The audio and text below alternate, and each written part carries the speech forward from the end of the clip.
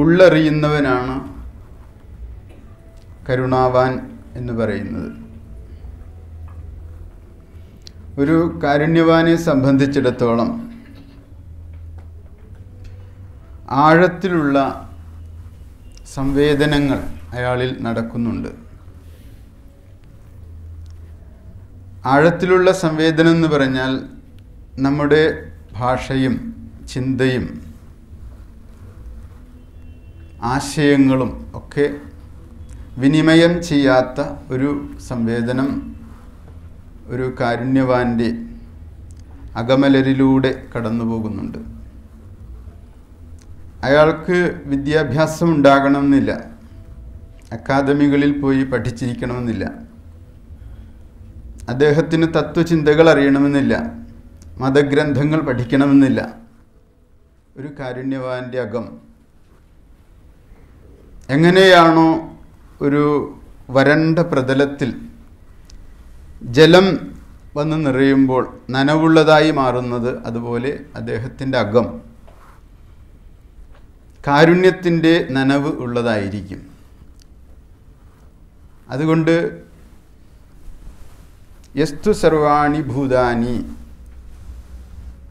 ആത്മനി ഏവ അനുപശ്യതി സർവഭൂതേഷു ച ആത്മാനം തതോ ന വിജുഗുപ്സതേ.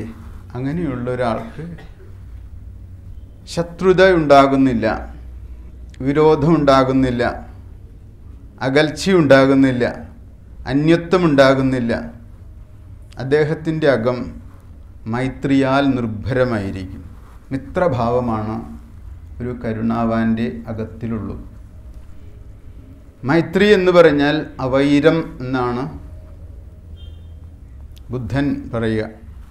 ശ്രീ ബുദ്ധൻ്റെ പദപ്രയോഗ അവൈരം, വൈരമില്ല, അതിൽ അശേഷമില്ല വൈരം.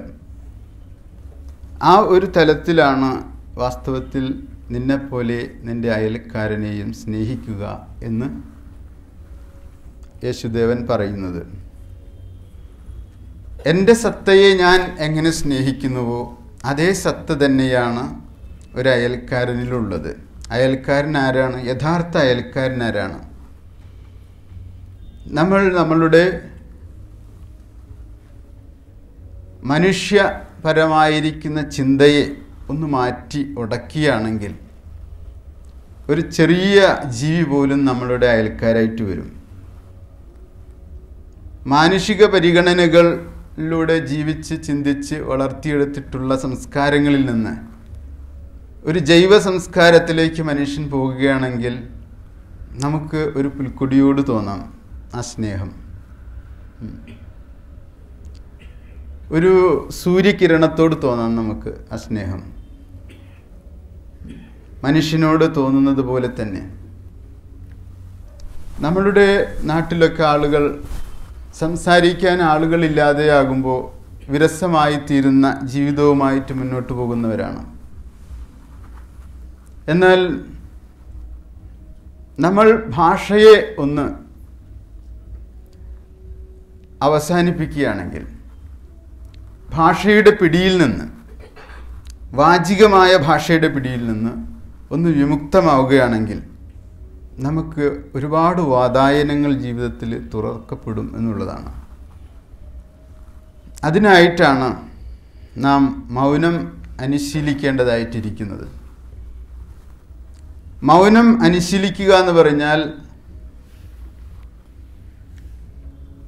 അധരങ്ങൾ ചേർത്ത് വയ്ക്കുക എന്നല്ല അർത്ഥം. മനസ്സ് ചിന്തകൾ ഒഴിഞ്ഞിരിക്കുക എന്നാണ്. മനസ്സിലെ ചിന്തകൾ ഒഴിഞ്ഞിരിക്കുമ്പോൾ സംസാരം തന്നെ ഇല്ലാതാകും.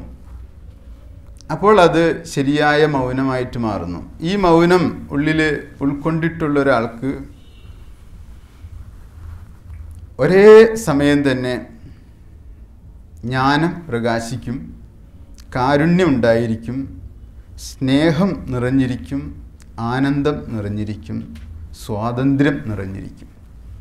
അപ്പോൾ ഒരു വ്യക്തിയിൽ അവൻ്റെ അകപ്പൊരുളിൽ ഉണ്ടാകുന്ന മറ മാറുമ്പോൾ ആ വ്യക്തി സ്വതന്ത്രനും സ്നേഹസമ്പന്നനും അനുകമ്പാശാലിയും ഒക്കെ ആയിത്തീരുന്ന ഈ ട്രാൻസ്ഫോർമേഷൻ ഈ ആന്തരിക പരിവർത്തനം.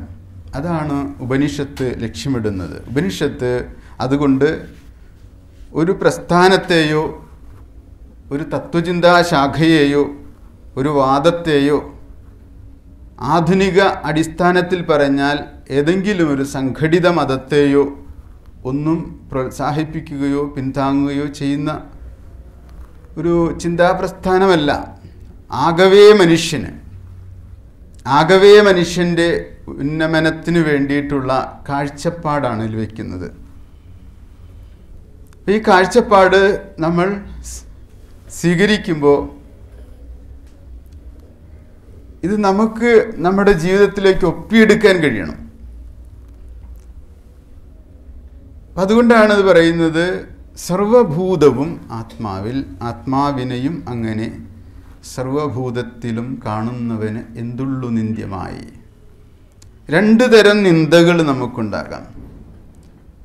ബാഹ്യലോകത്തോടൊരു നിന്ദയുണ്ടാകാം, നമുക്ക് നമ്മോട് തന്നെ നിന്ദയുണ്ടാകാം. ആത്മനിന്ദയും അതുപോലെ ലോകനിന്ദയും. ആത്മനിന്ദ വന്നു കഴിഞ്ഞാൽ നമുക്ക് നമ്മളോട് തന്നെ പുച്ഛമായിരിക്കും, വെറുപ്പായിരിക്കും, വിരോധമായിരിക്കും. നാം പിന്നെ ആരെയും കാണാൻ കൂട്ടാക്കുകയില്ല, ആരോടും സംസാരിക്കാൻ നമുക്ക് തോന്നുകയില്ല. സ്വയം നമ്മൾ വിചാരിക്കും ഞാനൊരു അധമനാണെന്ന്. ആത്മനിന്ദയുടെ ഒരു പ്രത്യേകതയാണത്. വിജനത്തിൽ പോയിരിക്കും, എന്നാൽ തപസ്യായിരിക്കില്ല. വിഷാദം മുഖത്ത് വിളയാടുന്നുണ്ടായിരിക്കും ആത്മനിന്ദകന്, തേജസ് ഉണ്ടായിരിക്കില്ല. അപ്പോൾ ആത്മനിന്ദയും പാടില്ല എന്നുള്ളതാണ്. ഉള്ളിൽ കാരുണ്യം നിറഞ്ഞു കവിയുമ്പോൾ, സ്നേഹം നിറഞ്ഞു കവിയുമ്പോൾ പരനിന്ദയും ആത്മനിന്ദയും ഒരേപോലെ നിരാകരിക്കപ്പെടുന്നു. ഒരു പ്രസിദ്ധമായിരിക്കുന്ന ഒരു നോവലിൻ്റെ പേരാണ് മെറ്റാമോർഫോസിസ് എന്ന്. രൂപാന്തരീകരണം എന്നാണ് ആ ഒരു നോവലിൻ്റെ പേര്. കാഫ്ക എന്ന ഒരു എഴുത്തുകാരൻ അത് എഴുതിയിട്ടുള്ളത്. അതിൻ്റെ ആന്തരപ്രമേയം തന്നെ ഒരു വ്യക്തിക്ക് സ്വയം തോന്നുന്ന നിന്ദ ആണ്. സ്വയം നിന്ദിച്ചപ്പോൾ അദ്ദേഹത്തിനോട് തന്നെ ഉണ്ടായ വെറുപ്പ്, ആ വെറുപ്പ് വളർന്ന് ഒരു ദിവസം ഈ വ്യക്തി, ഗ്രിഗർ സാംസ എന്നാണ് അദ്ദേഹത്തിൻ്റെ പേര്, ഉള്ളിൽ കാണുകയാണ്. യഥാർത്ഥത്തിൽ സംഭവിക്കുന്നതല്ല, അയാൾ അനുഭവിക്കുന്നതാണ്. ഒരു ദിവസം രാവിലെ കണ്ണു തുറന്ന് നോക്കുമ്പോൾ കിടക്കയിൽ ഒരു വികൃതമായ ഒരു കീടമായിട്ട് മാറിക്കിടക്കുകയാണ്. ഒരു ജീവി, എല്ലാവരാലും നിന്ദിക്കപ്പെട്ട ഒരു ജീവിയായിട്ട് ആ കിടക്കയിൽ കിടന്ന് ഞവിക്കുകയാണ്, ഇളകിക്കൊണ്ടിരിക്കുകയാണ്. എണീക്കാൻ കഴിയുന്നില്ല അദ്ദേഹം. അപ്പോൾ അദ്ദേഹത്തിന് ബോധം പൂർണ്ണമായിട്ട് തെളിയുന്നില്ല, അവ്യക്തമായിട്ട് തെളിയുന്നുള്ളൂ. ആ സമയത്ത് ബന്ധുക്കളും നാട്ടുകാരും ഒക്കെ വന്ന് ഈ കീടത്തെ നോക്കി വളരെ പരിഹാസരൂപത്തിലും നിന്ദ്യരൂപത്തിലും അറപ്പുളവാക്കുന്ന രൂപത്തിലും സംസാരിക്കുന്നതൊക്കെ ആയിട്ടുള്ള ഒരു നോവലാണ് ഫ്രാൻസ് കാഫ്കയുടെ രൂപാന്തരീകരണം. നമ്മളിലും പല വ്യക്തികളിലും നമുക്ക് നമ്മളോട് തന്നെയുള്ളൊരു അറപ്പ്, വെറുപ്പ്. ഇത് കൂടുതലായി ആധുനിക സംസ്കൃതിയുടെ, കമ്പോള സംസ്കൃതിയുടെ ഭാഗമായിട്ട് മനുഷ്യനുണ്ടായിക്കൊണ്ടിരിക്കുകയാണ്. കമ്പോളത്തിൽ നമുക്ക് വിലയില്ലാതാകുമ്പോൾ നമുക്ക് നമ്മളോട് പുച്ഛം തോന്നുന്നു. നമ്മളുടെ ബന്ധുക്കൾ നമ്മളുടെ ശമ്പളത്തിൻ്റെയും ധനത്തിൻ്റെയും സ്വഭാവമനുസരിച്ച് നമ്മെ സ്നേഹിക്കുകയും വെറുക്കുകയും ചെയ്യുമ്പോൾ നമുക്ക് നമ്മോട് തന്നെ പുച്ഛം തോന്നുന്നു. മനുഷ്യൻ പണത്തിൻ്റെ അടിസ്ഥാനത്തിൽ വിലയിരുത്തപ്പെടുന്ന ഒരു ജീവിയായിട്ട് മാറുമ്പോൾ ഫ്രാൻസ് കാഫ്കയുടെ ഈ നോവലിന് ആധുനിക സാമൂഹിക വ്യവസ്ഥിതിയിൽ അർത്ഥം ഉള്ളതായിട്ട് തീരുന്നു.